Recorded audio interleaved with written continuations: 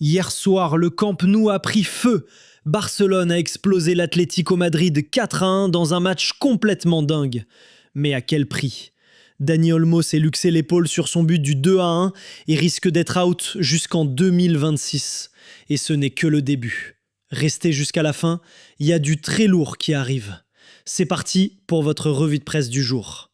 Salut tout le monde, j'espère que vous allez bien. Bienvenue dans cette nouvelle revue de presse 100% foot. On attaque direct avec le choc d'hier soir en Liga. Barcelone 4, Atlético Madrid 1.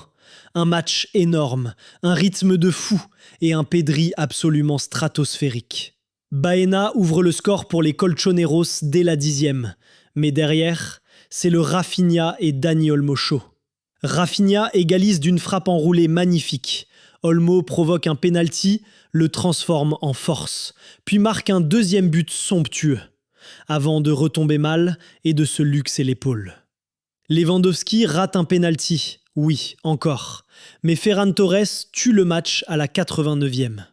4-1, score final, le Camp Nou en transe, et le Barça reprend 4 points d'avance en tête.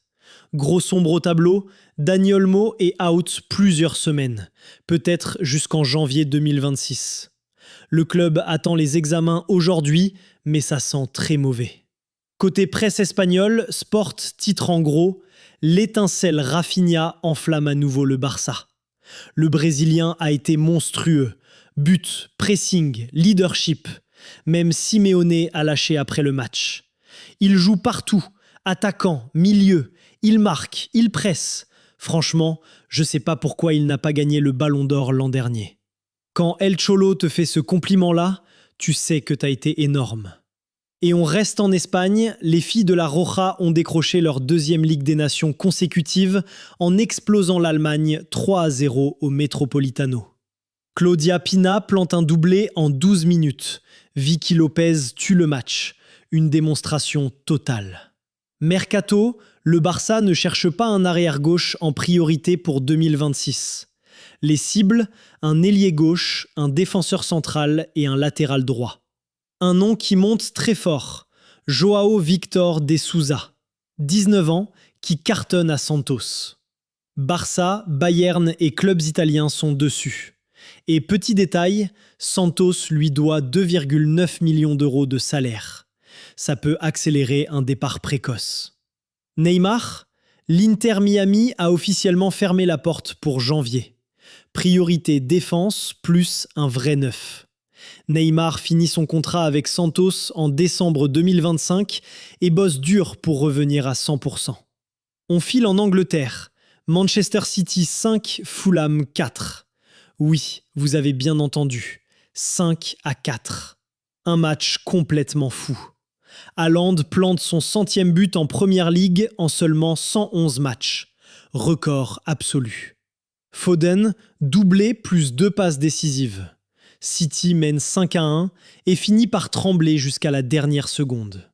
Guardiola, après le match, un des matchs les plus fous de la saison, voire de ma carrière. Tottenham arrache le 3-3 à Newcastle dans les arrêts de jeu, grâce à un doublé de Cristian Romero. Le défenseur argentin sauve les Spurs à la 90+6. Bournemouth continue sa chute libre. 0-1 contre Everton, 4 défaites en 5 matchs. En Italie, Juventus gagne 2-0 contre Udinese sans briller. CSC plus penalty Locatelli. Et à 38 ans, Jamie Vardy continue de faire parler en Serie A avec Crotone. Doublé contre Bologne, toujours aussi explosif. Et toujours son frigo rempli de Red Bull tous les jours. Une légende. En Allemagne, coup de tonnerre en coupe. Leverkusen sort Dortmund 1-0 grâce à une frappe magnifique de Jérémy Frimpong. Oui, l'ancien, maintenant à Liverpool. Et le Hertha explose Kaiserslautern 6-0 avec le premier but pro de Kenny, 16 ans. Plus jeune buteur de l'histoire de la compétition. En France, énorme rebondissement à Nice. Franck Hez, qui était à 2 doigts de se faire virer, a finalement décidé de rester. Il l'a annoncé aux joueurs ce matin. Retournement de situation total. Au PSG, Bonne nouvelle, Hakimi et Désiré Doué progressent bien. Hakimi vise la CAN, Doué pourrait être de retour mi-décembre ou pour la Coupe intercontinentale à Doha. Et hier soir dans l'afterfoot, Mehdi Benatia a balancé du lourd. Il a bien discuté avec De Bruyne, finalement parti à Naples. Il a tenté Wesley Fofana.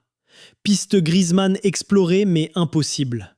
Et sur Rabiot, aujourd'hui à Milan, certaines règles de vie n'ont pas été respectées, même s'il y a eu du contexte sorti de son cadre. Voilà, c'est tout pour cette revue de presse. Dites-moi en commentaire, pour vous, qui a été le joueur du week-end? Pedri? Rafinha? Haaland? Vardy à 38 ans? Si la vidéo vous a plu, lâchez le gros pouce bleu, abonnez-vous et activez la cloche. C'est hyper important pour moi. On se retrouve cet après-midi pour le GT Foot Mercato en live. On va parler Mercato à fond. Passez une excellente journée et comme d'habitude, que le foot vous accompagne. Ciao.